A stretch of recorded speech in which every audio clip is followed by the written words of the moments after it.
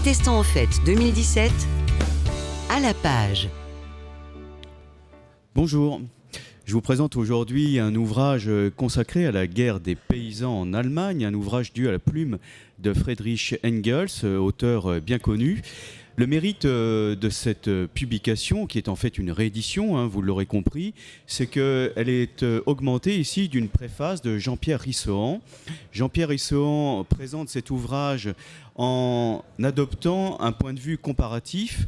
D'abord, il compare Luther et les princes, Luther et l'ordre social, Luther et les paysans.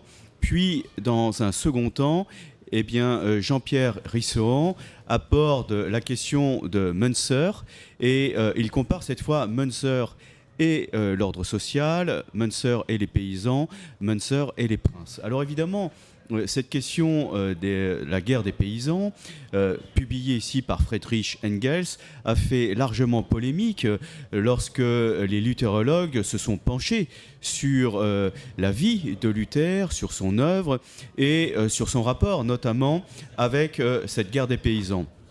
L'ouvrage qui est présenté ici montre un regard assez critique vis-à-vis de Luther. Alors pourquoi republier en ces 500 ans de la Réforme un ouvrage qui prend, on pourrait dire, le contre-pied, on pourrait imaginer, d'un hommage rendu à Luther?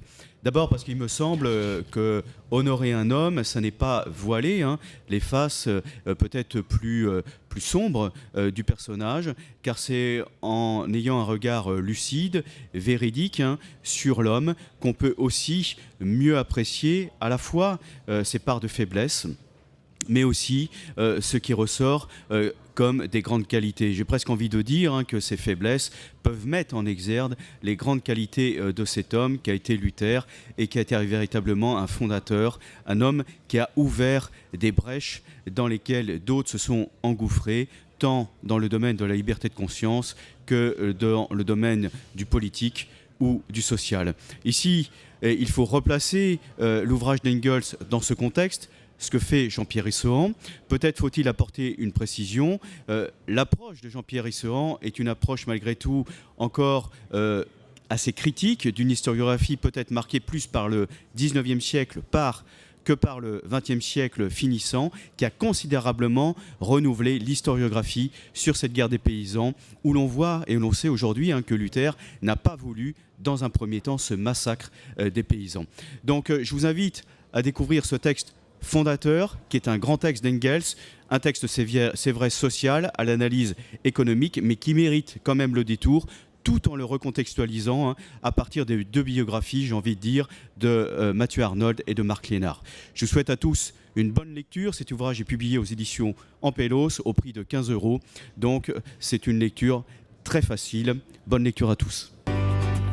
En direct de Strasbourg, avec la plateforme des radios de Protestants en fête. C'était à la page une chronique présentée par Franck Belloir de la librairie Jean Calvin. Il nous parlait de la guerre des paysans.